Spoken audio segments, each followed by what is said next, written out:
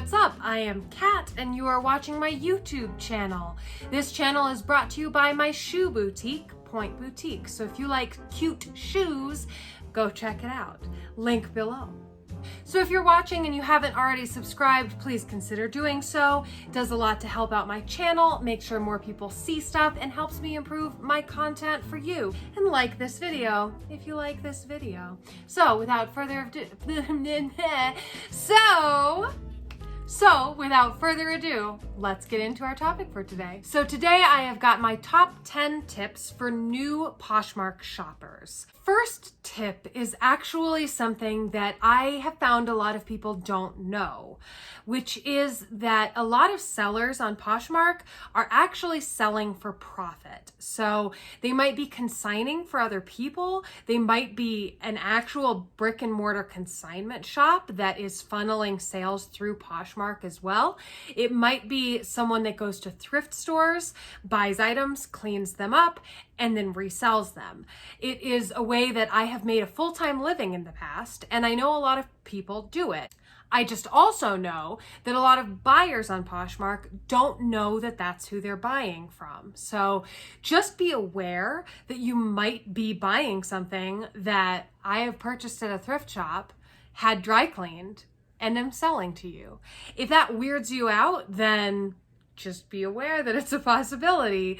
I personally don't think that it should weird you out too much. People aren't picking random things off the side of the road, not cleaning them, and then selling them to you. Generally, if someone's doing it for profit, they're doing it right, they're taking good care of items, they're only selling you things that are good condition, or they're letting you know of any flaws. And Poshmark does have a lot of ways to protect you from getting something that is not as described, so I wouldn't let this hold you back in terms of buying things. Just be aware that just because one person's selling multiple things, it doesn't mean that they all were theirs. My next tip is, even if you find something that you really love, I would still shop around on Poshmark, or maybe even check places like eBay and that kind of thing first, because sometimes you're looking for the cheapest possible item. Just because you've stumbled across that one doesn't mean it's the cheapest. So you might want to keep looking and see if you can find that same item for less. Sometimes you're looking for the best possible quality item. So sometimes I'll see a skirt that I love, and then I keep scrolling within that brand, and I'll actually see that someone is selling the same skirt, sure, for $15 more, but with the original tags attached. And in that case, maybe it's worth it for me to pay the extra $15 to get the better quality item. So just because you've found an item, things don't tend to leave Poshmark. People aren't buying things the second that they're posted. Sometimes they do, but if that was going to happen anyway, you were probably going to miss out on the item. But to be a smart shopper, you probably do want to shop around a bit. I just looked down at my next tip, and it's basically that same tip, which is don't just buy the cheapest option. But I still stand by this bullet point because the cheapest option might actually be quite worn, and the person might be disclosing, oh, I've worn this a lot, but it's still really great. So if you're looking for it, here it is at a super cheap price. But perhaps you're looking for a brand new version of that item. Don't just buy the cheapest one because it's the cheapest. On Poshmark, you might be able to find plenty of things that still have the tags attached, have only been worn once, etc. So just because it's the cheapest doesn't mean it's the best. And sometimes it's good to keep searching, or even to hold out for an item that is better quality if that's what you're looking for. My next tip is don't let the shipping price freak you out. So Poshmark has a flat rate shipping amount, which is actually great. And you can get up to 5 pounds of items for that amount. Albeit that would have to come from the same seller. But if you find a seller that's selling a bunch of dress pants, you need a bunch of dress pants, they can put 5 pounds worth of dress pants in there for the shipping cost. At the moment, I believe the shipping cost is $7.11. That could definitely have changed since the filming and posting of this video though. So I urge you to actually check out Poshmark, see what it is right now. We have become so accustomed to seeing free shipping, but shipping is never really free. That shipping's coming from somewhere, because when you're paying for shipping, you're actually paying for the people that are moving it around for you. So the mail carrier that is bringing it to your house or to your mailbox, that's who gets that money. So they still have to get paid whether you're paying for shipping or not. It's just that since it's not calculated per item, some items it's going to seem kind of steep to ship them, but for others it's an amazing deal. But I understand if you're looking at just one item, the shipping can seem kind of steep. But again, you are getting tracking. Usually items show up within 2 days for me, 2 or 3 days. You do get some perks for that amount. Believe me, they are not price gouging you. Just rest assured that that's a pretty normal, if not cheap, shipping price, especially for some of the items that you might be getting. My next tip to you is to be creative with your search terms and also research some search terms. So if you're looking for something specific, you should be aware of what potential sellers might be calling it. And since there's a mix of people selling from their own closet and people selling for profit, some people are going to be using very official terms for, say, fabrication or a color or something. Like since I've worked at retail stores before, I will actually know the name of the color that was used by the retail store. So I might throw that into the description or into the title in case someone's looking for specifically Cayman Blue, because Cayman Blue is actually what it was called in the catalog and on the website. So someone might know that it was called Cayman Blue. They might be looking for a Cayman Blue shirt.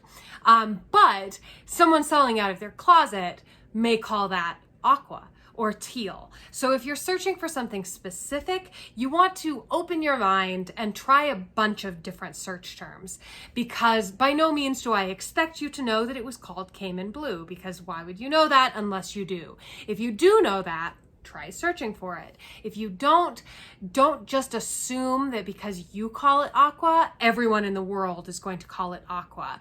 My next tip is to shop by brand. If there's a brand that you like, I would search for the brand name on Poshmark, and then that brand comes up, and then you can filter it down. So if you're looking for Kate Spade skirts, search for Kate Spade New York.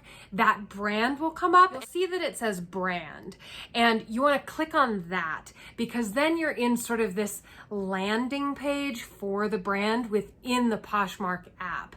From here, you can filter stuff down. I'm only seeing skirts. That way, I'm not typing in Kate Spade skirt, which could actually bring up a bunch of items that, weirdly, are not Kate Spade or skirts. Certainly there are situations in which you're just generally looking for shorts with a certain pattern or something. You can type that in and just see what comes up. But if you are looking for brand stuff specifically, I would suggest going to the brand and filtering down. My next tip is to be aware that there are different classifications of items that are new versus used. So if something's new, it could be new with tags. When you're looking at the item, there will be a little NWT next to it that is denoting that it is new with tags.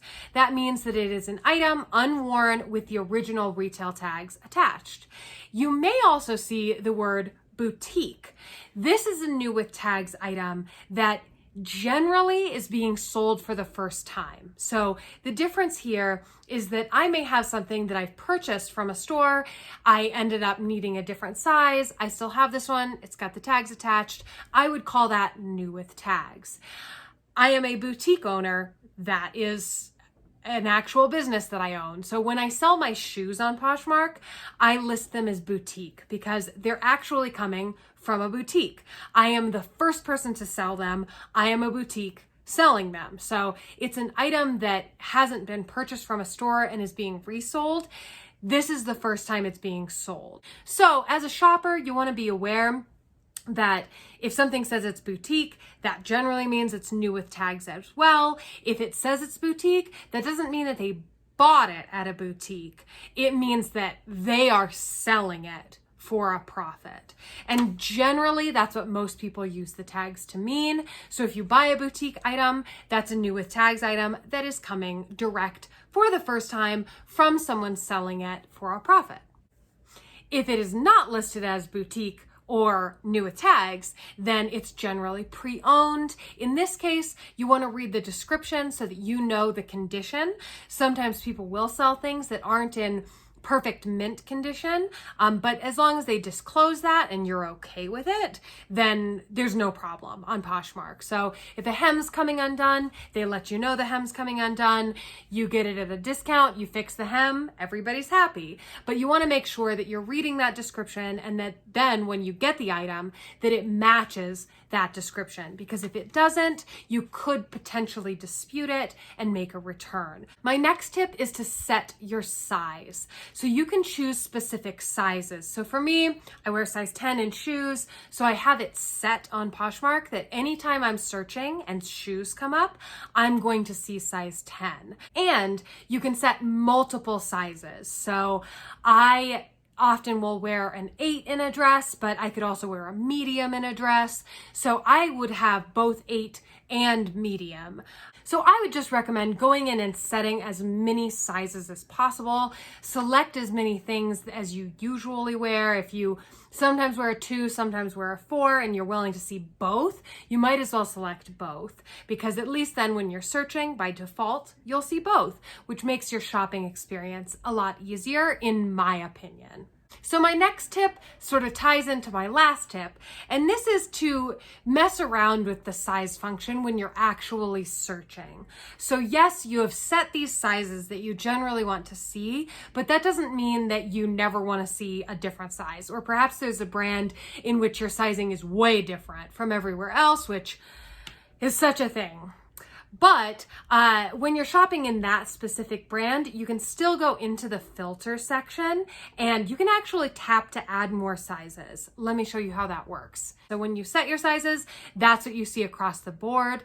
Anytime you filter down to other sizes, that's just for that specific search. So even if I come back and am searching this brand again, I'm still only going to see my always set sizes. If I want to see smaller, larger, whatever, less sizes, I still need to go in and use that feature to change what I see.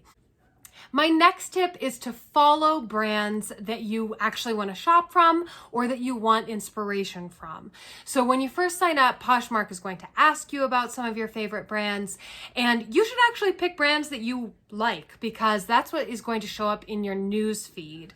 There are a number of things that'll show up in your feed based on people you follow. You'll see things they share. Sometimes you'll see suggestions of, you bought something from this brand. This other brand's kind of similar. Poshmark thinks you might like it. You'll see that kind of thing too. But especially when you're getting started, a great majority of the stuff that you see will be from the brands that you selected. You can always go back and unfollow things or follow new things, but especially initially when you sign up, follow things that you actually want to follow, not things that you think you should follow, or like just the first few on Poshmark. Yes, it is kind of a requisite thing when you're signing up for Poshmark, but it does affect what you see. So you might as well actually follow things that you like. So that is what I have for you today. Please tune in next week. We'll have a new video. If you liked this video, hit like. It actually helps the channel out a lot when you do that, and it's a simple, quick thing to do. If you have any questions, or if there's anything that you want to see a video about, please do drop a comment below. Drop your Posh Closet name below and we'll come buy some stuff from you as well. So thanks again, and I will see you next time. Be sure to check out all of the coupon codes and links I have for you below. You can shop my shoe boutique, get a discount on Renttherunway, follow my outfits on Instagram, or look at my cute pets. Have a great day. Bye.